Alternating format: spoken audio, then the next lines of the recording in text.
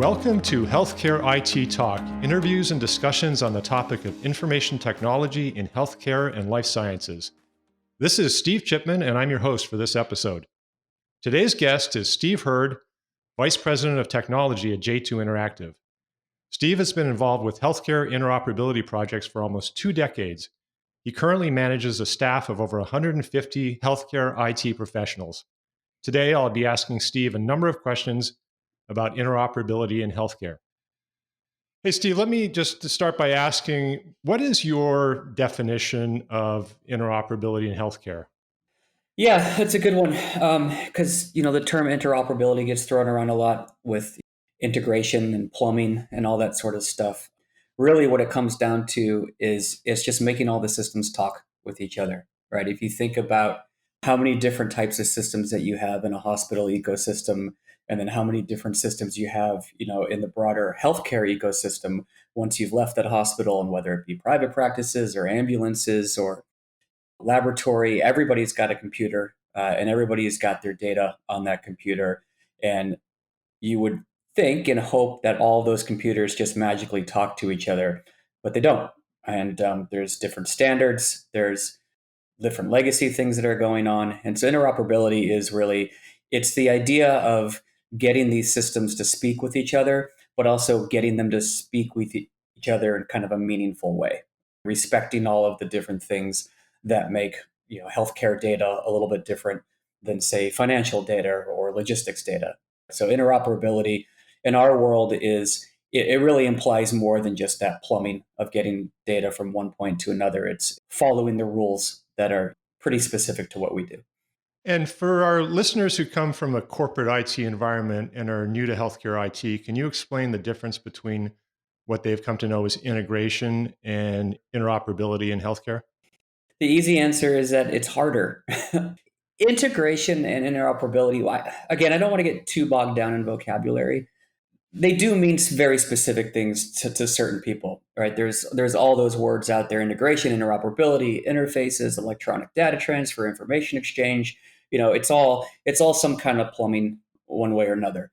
When we talk about interoperability, though, and how it is relative to, say, finance or logistics or whatever you came from, whatever you're used to, the reason why it is harder or more challenging on the healthcare side of things is it starts with, we have 30 years of standards that we've been using, and we have systems that have been going back to the 70s, the 80s. Many of the systems that we work with every day were built in the 90s.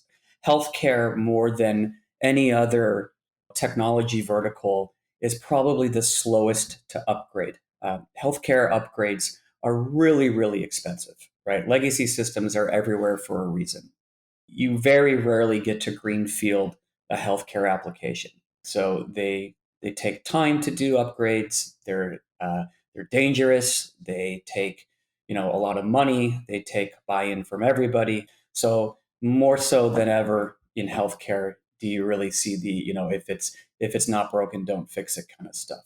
So that's one challenge. Is just the years and years and years of different systems that we're talking to. I think another thing that makes interoperability harder than your typical integration is that our space has traditionally been dominated by a few vendors. It hasn't really been until recently that the vendors have opened up their systems to even want to talk with other systems. There's a lot of incentives for the big electronic healthcare record manufacturers or software developers to kind of keep the data in their world.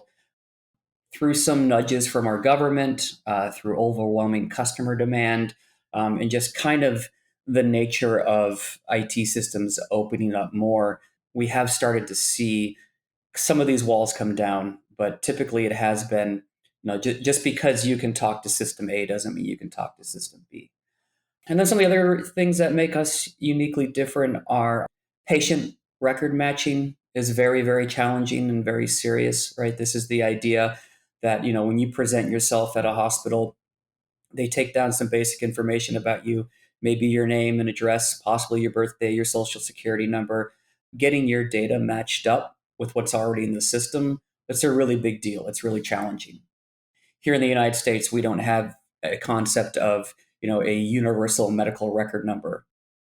Anytime you go from one system to another, it's sort of a game of, okay, how does their system identify you? How do you match it up with how another system identifies you? Right? And if you think about the implications of this when you're talking about, matching up prescription drugs or matching up people's laboratory results, every single integration sort of starts with a little bit of a conversation with the systems up front about who is this person? Are you sure it's this person? Let's make sure we've got this person matched. And then you can start exchanging the data. And then, kind of along the lines there, I think the other thing that we have lurking over every one of our moments that we share data with one system to another is the idea of privacy and consent. Who's allowed to see your data? Who have you authorized to see your data? Even within the same healthcare system or network, there may be different tiers of authorization of who's allowed to see your data or what kind. Things like mental health data, sexually transmitted disease data. That's really sensitive stuff that may be treated one way or another. Just because you necessarily have that pipe open from one system to another doesn't mean that you're allowed to move the data out of that one system to another. Long answer, but we could go back to just be, like I said, it's hard. It's harder. It sounds like it. But once you do have the connections made, there are obviously some benefits to patients, some very strong benefits to patients. Can you give us a couple of examples of interoperability in action? Yeah, I think a great example is just a physical one, right? So if you are, you get some blood work done at the hospital and it goes to a laboratory that is on the other side of the city, we used to have to wait for couriers to bring those results back on a piece of paper. Now those just go from one system to another electronically, of course. That lab system may work with 15, 20, 100 different hospitals, and those different hospitals have their own EMRs. Some of them may be by the same vendor, but even the ones that are by the same vendor may be set up a little bit differently. The IT responsibility that would be put on top of that lab system to be able to communicate with every one of those different EMRs, that would just be crushing for them, right? They're not nerds, they're lab people. So interoperability is sort of this, magic middleware that makes it so they can do what they do best. Everybody agrees on the basics of how the communication should happen, and then we let that go in the middle. I think another good example that's particularly timely during the pandemic here has been the emergence of the health information exchange. We work with a lot of these, and the idea is, you take a geographic population of people with healthcare data. For example, the area surrounding New York City or the state of Montana. People who share kind of a physical area in common. Now, they may go to all sorts of different healthcare providers, even under competing systems. But the idea is to aggregate all of their data together and get that into one database or one central processing area. That is only possible because of interoperability. Once again, you're talking about hospital systems, lab systems, physical therapy systems, nursing homes, everything that at its core, it's healthcare data, but it's all very, very different data. And interoperability lets you pull that all together in this idea of a health information exchange. And then you can do some pretty cool stuff with it. You can, in real time, you can be looking for people who are presenting with flu system symptoms, or you can be looking for, trends across certain populations that are presenting, with the particular lab result that you've been looking for. And then once you've got all that data aggregated, you can do sort of analysis on it and start talking about predicting what might happen based off of seeing trends, right? We used to not be able to do that when my record was siloed at one hospital and your record was siloed at another hospital. And then finally, I think that what we're really, really starting to see, in fact, there's even been like timely things in the news today about, what Apple is doing with their iPhone is the idea of interoperability, making it so that your record is portable and you can take your record with you when you go places. So again, it doesn't matter the healthcare provider, what brand or what vendor of system that they're using. If we know that there is a standards that everybody speaks to or everybody can come close to speaking to, then you don't have to worry about when you're building your application or you're solving your problem, the how do I exchange this data from one system to another, that's something that interoperability is solving for you. What are some of the main challenges of interoperability that you've personally experienced or that your team has seen? So I think one of the biggest challenges is that because we are using standards and we are using systems that are so established and have been around for so long, the way that we exchange data isn't exactly the same as how we'll just call them, very modern systems are exchanging data. We rely on some older standards. Now, it doesn't say we don't have an equivalent of the newer standards, but the real workhorse of our industry is a concept called HL7, right? And HL7 has been around for years. HL7 has sort of taken on its own kind of life in that it doesn't matter what version you're using. Chances are somebody is probably using it a little differently than you expected. The oldest joke in our industry is if you've seen one HL7 integration, you've seen one HL7 integration. They really are that different. And then, of course, if you have somebody who has, let's say they've been doing interoperable or integration for the last 5 years, on a web platform or in some other industry, they come in and they take a look at how we're doing things and they just scratch their head. It's not a full blown time warp, but you do have to go back in time. But again, it's because the systems in the hospitals, they're working, they're not broken, right? They're just getting a little old. Just the nature of HL7, I think, makes it challenging. The other thing is that we spend a lot of time having to massage and transform data that you sort of expected it to be one way, but it comes in another way. A lot of time is spent on data quality and making sure your data is cleaned up, as we say. There is no margin of error in healthcare data. You just have to get it right. You have to be able to predict it. It's not something that you want to find out after the fact that, oh, that was off by just a little bit. You can figure it out or you can intuit it from there. This data, it needs to be perfect. I think another problem is that we're firmly in the world of cloud computing now. There's a lot of standards, API standards that if you were building a software application from scratch right now, you can assume, okay, this is going to be RESTful services over HTTPS, right? Or there's going to be OAuth authentication. We've done a good job over the years of sort of settling on ways of doing things. In healthcare IT, we are still doing things older ways. We are still doing a lot of systems on premise. The idea of VPNing in and out of buildings is still very much a part of what we do every day. Some data is starting to move to the cloud. Some data is staying behind. All of the rules around where that data can be and can't be. Every time you are thinking of talking to another system out there, before you can talk to that computer, you have to talk to a person, right? And so a lot of policy has to go through. Just there's a lot of administrative overhead that goes into the idea of can my system talk to your system before we even get into how our system's going to talk to each other. And I think the last one would be maybe testing. We test and test and test and test. Anyone who is familiar with software development knows that testing is always the last thing to be thought about. It's the last thing to get the budget right, and it's the first budget to get slashed. But we just can't avoid that. Testing is just too important in the work that we're doing. The testing part is one of the parts that makes it expensive, right? It's just there are very few shortcuts you can take around testing to do things well. And can you tell us a little bit about how interoperability standards have evolved over the past several years, particularly with regard to fire? Sure. Yeah. So I mentioned HL7. We've been using HL7 for 2, 3 decades now. HL7 was a great little point-to-point protocol where you got a file. If you looked into it, you could kind of decipher what's going on, but not terribly. That evolved into we started using some more XML-based standards with SOAP services. When that was big, we were doing a lot of that. Fire is the same data model. We've done a pretty good job of perfecting the data model, or at least getting it close enough.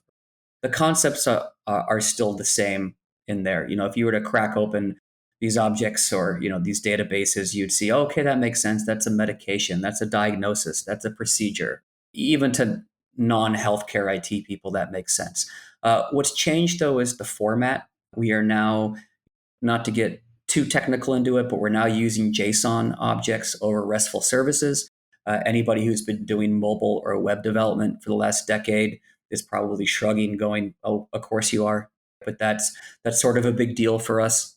It means that more people can build applications. It means that your phone and your web browser are now ready-made for the healthcare world, where they weren't necessarily before. It also, the thing about Fire is that it's the first time that we've really introduced, in addition to a data format to follow, a API specification for how you implement that, how you go about adding data to people's records, or searching people's records, or looking things up in people's records, or updating people's records. That is all now. There is a by the book API that you have to follow. So for the first time, if I build a small application that's very purpose built, like say it's a behavioral health application, I have a very, very high probability that it will be able to work with the big EMR systems out there, no matter who the vendor is, right? So it's now worth it for me to take the chance on building this application. That sort of entrepreneurship and try things, fail, try again that we see, coming from the is sort of the Silicon Valley model of building software. It's a lot easier to do that now because of Fire. There are standards that you can build to, that you don't have to be part of, some sort of esoteric knowledge of healthcare IT to get your ideas out there. So, I mean, yeah, it is. It's a one word answer. It's Fire, which, by the way, is FHIR, Fast Healthcare Interoperability Resources. The downside is the extreme amount of fire puns that we've been exposed to as an industry. So, playing with fire, and fire is catching on. If you think you've got a new one, I've heard it. I'm sure the developers had that in mind when they came up with the acronym. Right. Well, we spent a decade dealing with Java puns. Now we get fire puns. So that leads into my last question, which is, how can a CRM system like Salesforce or Salesforce Health Cloud become part of the interoperability equation within a health system? Yeah, if I think about it as part of the equation, I'm visualizing some boxes and arrows now on a whiteboard. Salesforce is certainly a data target, right? You want your healthcare data to end up in Salesforce. It's also a data originator. Actions that happen inside the Salesforce system, you want to get sent back to sort of the definitive electronic health record, or maybe you want them to go off to some of these systems on the outside that we've been talking about. Interoperability is what makes that happen in between. The Salesforce is you're not going to be able to just crack open a Salesforce system and ta-da, talk to that EMR that is buried deep inside a hospital, right? As much as we would love that to happen, you can't do that really with any technology. You do have to have interoperability in there, some sort of bridge. Where you find Health Cloud wanting to be, on the end of that equation, what Salesforce and the CRM model are very well positioned to do, which just frankly the existing EMR systems out there aren't built to do, is as we start switching more to patient population management and doing more direct outreach to patients, and somebody's job isn't necessarily to sit in the hospital now and wait for the patients to come to them, is to be more proactive and talk to them, see how they're doing, see if they're taking their medications, see what procedures that they need to have scheduled in the future. That is CRM, and that is where Health Cloud nails it. But the challenge with Health Cloud is that the experience that the person who is navigating that system, it's only going to be as good as the data that they have in there. And that comes back to interoperability and this idea that getting data out of systems and from other systems is still a very challenging thing to do in the healthcare space. So if you can solve it at an interoperability level, let Health Cloud stick with what it does best. Don't try to turn Health Cloud itself into the tool that is grabbing your data from all of these systems. Rely on interoperability to do that. And that's been the case, I think, for a lot of years with a lot of the Salesforce implementations. I think it's just more acutely obvious to people when they, on day one of how do I make my Salesforce application talk to your electronic medical record, you see very quickly that the game is a bit different. And some of these EHR systems, which used to be fairly closed, have opened themselves up such that they can be connected to a system like Salesforce Health Cloud. Exactly. Yeah, because uh, at this point, people like Salesforce are innovating at a pace quicker than the internal healthcare vendor world can innovate. So it's a very good thing, but they need that data, right? And so unlocking that data and building the systems around and making predictable systems around how do you move that data in to an application like Health Cloud. That's where we come in. Well, thank you very much for your time today, Steve. This has been very enlightening, and I think anyone who's listening to this that needed to know a little bit more than they already know about interoperability probably gained a lot, so we really appreciate it. Yeah, thank you.